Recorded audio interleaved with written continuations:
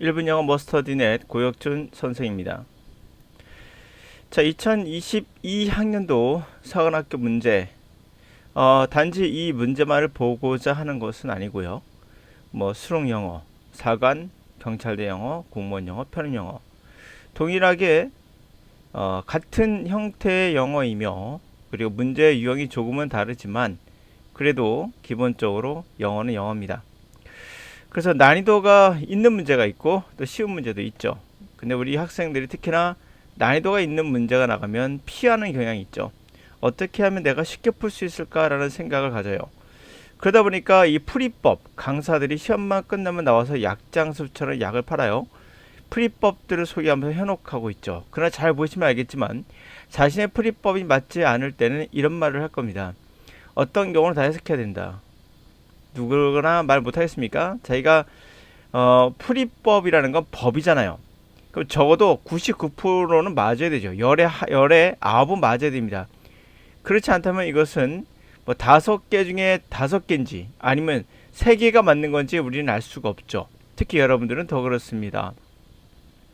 그 약장사들의 약에 팔리지 마시고 현혹되지 마시고 어려운 문제일수록 해석을 해보는 습관을 가져야 된다라는 의미에서 한번 시작해 볼게요.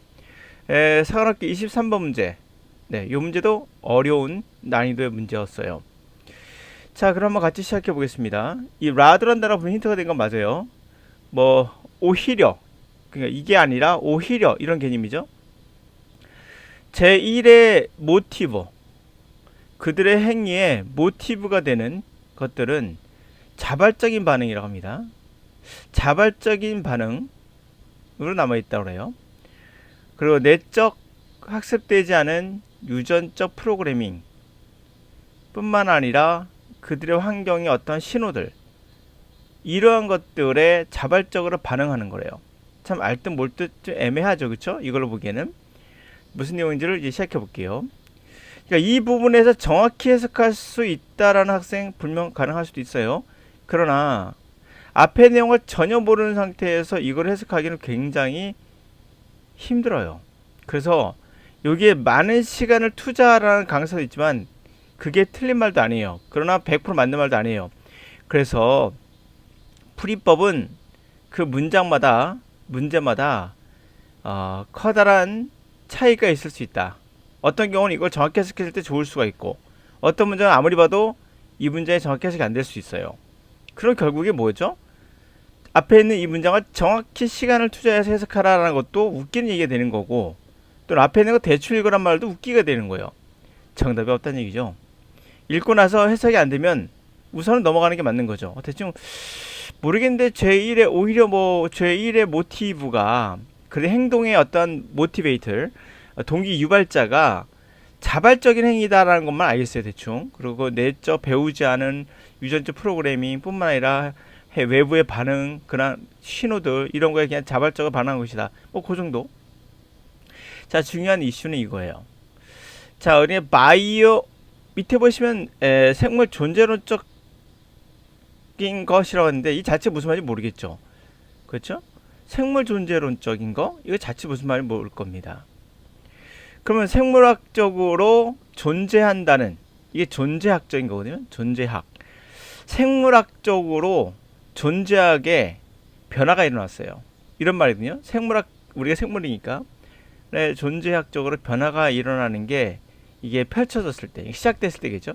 변화가 시작됐죠, 인간에게. 그러면서 동시에 원시 인간들은 자연의 세계와는 분리되기 시작하는 거예요. 고립된다는 것은 분리되는 거죠. 그들과 단절되는 것을 느끼기 시작해요. 달라진 거죠. 다른 세계와는 우리는 완전히 달라지는 거예요. 자, 그 생명 형태들, 그들의 삶이 주로 생각 없이 유전에 프로그램된 대로 컴퓨터처럼 그렇게 행동하죠. 그래 컨트롤되죠. 그에 비해서 인간은 지금 엄청난 부담이 되는 것들을 갖고 있어요. 바로 행동 전에 기계가 아닌 것처럼 프로그램 되어 있지 않은 것처럼 생각한다는 거예요. 생각해야 된다는 거예요. 유전적으로 프로그램 된다는 것은 매우 구체적이면서도 인플렉서블리티죠. 유연하지 못한 지시, 그대로 따라야 되는 거죠. 유연하지 못한 그러한 지시를 어떻게 행동한 거에 대해서 그것을 실행하죠. 그대로 지시를 실행하게 됩니다. 그렇지만 생각한다는 것은 그에 비하면 굉장히 유연하고 인간들에게 가능한 선택한 행동의 방식들, 방법들을 선택을 하게끔 해줍니다. 자, 확실히 어떠한 학습하는 것도 있어요. 어떤 인간이 아닌 것들의 삶 또는 인간이 아닌 유인원들, 있죠? 그런 것들에게도 학습이라는 건 확실히 있어요. 이것을 문화의 전승, 문화 이전, 문화 이전, 문화 전승, 문화 전달, 문화 전이라고 있죠. 문화 전이 정도 되겠네요. 문화 전이라고 합니다. 물론 동물의 경우도 있다라는 얘기죠. 또한 명확하게 보여주고 있는 것은 그런 것들이 있는데요. 일부 종들, 특히 인간이 아닌 유인원들, 그런 것들이 어느 정도 생각을 이용한다는 겁니다. 행동하기 전에. 그런 것도 분명히 있어요.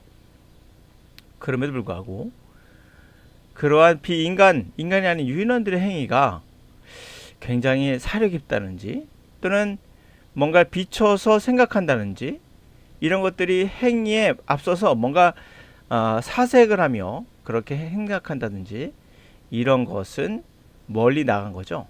결국 이해가 되지 않는 거죠. 당연히 설득력이 없는 겁니다. 멀리 나간 거예요. 인간에게는 그 세계에서의 그 상황이 굉장히 달라요. 이렇게 끝납니다. 우선은 다 읽어봤어요. 자, 그럼 앞에 있는 문제 한번 보자고요. 어떤 의미인지. 그보다는 오히려 제1의 그들의 행위의 제1의 동기 요인은 자발적인 행위라고 했어요. 자발적 반응이다. 그러니까 생각하는 게 아니라 자발적인 반응이다. 바로 내부에 또는 내적 또는 학습되지 않은 유전적 프로그래밍이 되어 있는 거예요. 그리고 외부 환경에 대한 신호에 대해서 그냥 생각하지 않고 자발적으로, 이게 포인트가 되죠. 이게 포인트가 되는데요. 자발적인 변화, 그런 것에 반응하는 것이 지나지 않다라는 거예요. 그보다는 어디 들어갈까요? 지금 이 내용이 나오기 위해서는 바로 그들의 행위가 누군지 알 수 있어요. 인간이 아니라는 거죠. 자, 분명 학습이라는 게 있어요. 인간이 아닌 것들에게도. 여기도 보면은 유전적으로 그렇게 한다고 나와요. 그럼 우리 인간들은, 인간의 이야기죠, 굉장히 유연하다고 합니다. 선택도 할 수 있고 우리가. 그래서 말하기를 비인간적인 생물체 또는 비인간적인 유인원들, 이 사람들에게도 학습이라는 건 분명히 있어요. 문화의 전이라고 하는데, 또한 명확히 보여준다고 했어요. 일부 종 같은 경우는 인간이 아닌 그런 유인원 같은 경우도 어느 정도 생각을 해요. 그럼에도 불구하고 그러니까 끊어지지 않죠. 그럼에도 불구하고 비인간적인 그런 인간이 아닌 유인원들의 행위가 사려 깊다든지 사색을 한다든지 이런 것들은 말이 안 된다라는 거잖아요. 그러면서 말하기를 그보다는 오히려가 적절하겠죠. 5번. 오히려 이들은 그냥 반응하는 거지. 그냥 반응이야 라는 뜻이 적절하죠. 반면에 인간에게는, 인간은 어떻습니까? 그 상황이 아주 다르지 라고 나가는 게 적절하죠. 그렇죠? 인간에게는, 이거 누구에게는? 유인원이 되겠죠. 유인원에게는 그냥 자발적인 반응에 지나지 않는다 되겠죠. 그럼 1번에 들어갈 수 있냐? 1번 못 들어가죠. 당연히 인간이 고렵을 끼고 있다. 그보다는 오히려 적절치 않죠. 동물들은 어떠다. 예, 생물체가 삶이 주로 생각하지 않고 유전의 어떤 프로그램된 대로 행동하는 것에 비하면 인간이라는 것은 굉장히 생각을 한다라는 거기 때문에 그럼에도 오히려란 말이 나올 수가 없죠. 이것도 안 되고요. 마찬가지 3번 제가 말씀드렸고 4번도 말씀드렸고 바로 5번에서부터 5번이 적절하죠. 그러면서 인간에 관한 이야기로 나오기 시작하는 겁니다. 이들에게도 생각이라는 게 존재하는가? 존재한다는 증명도 약간 있어. 문화전이라는 어느 정도 학습도 한다고 그래. 그럼에도 불구하고 이게 사색이나 또는 사려 깊다 정도까지는 너무 나간 거다. 그보다는 오히려 그냥 자발적인 행위인 거지. 단지 반응하는 거야. 그런데 인간에게는 어떻다? 굉장히 상황이 다르지. 하면으로 정답이 5번이 되는 겁니다. 자, 지문이 좀 난이도가 있었죠. 그러나 자꾸 독해하다 보면은 이런 것들도 그렇게 난이도가 있어도 이해하는 데는 큰 지장이 없을 수 있어요. 그러니까 피하지 말란 얘기죠. 특히 이런 문제를 우리가 안 접할 수가 없죠. 계속 나오게 될 겁니다. 근데 강사들이 이런 얘기를 해요. 학생들에게 아 이런 문제를 내면 어떻게 풀란 얘기야. 이거 미친 거 아니야? 뭐 이런 얘기하는 강사도 있어요. 그분이 미친 거예요. 이유는 간단합니다. 문제를 내는 사람이 내겠다는데 학생이 따라가야지. 그 출제자를 욕하면 뭐 하겠습니까? 예를 들어서 올림픽을 하는데 굉장히 잘하는 선수들이 막 나와요. 그 선수들을 너무 잘하는 거야. 그럼 그들을 비난할 겁니까? 이거 읽고 해석해 푸는 학생들 되게 많아요. 그럼 잘하는 학생들을 비난할 수 있나요? 그들이 풀기 때문에 문제가 되는 거예요. 그들이 못 풀면은 이런 문제지 안 내겠죠. 자제하겠죠. 푸는 학생들이 있기 때문에 내는 거예요. 그렇죠? 있기 때문에 내는 겁니다. 그래서 이런 문제는 뭐 문제가 무슨 말인지 어렵다라는 둥 이런 얘기라면 그 강사가 잘못된 거예요. 푸는 학생이 분명히 있다는 거죠. 그럼 그들은 어떻게 풀었을까요? 이해가 된다는 거죠. 여러분들도 그런 학생이 돼야겠죠.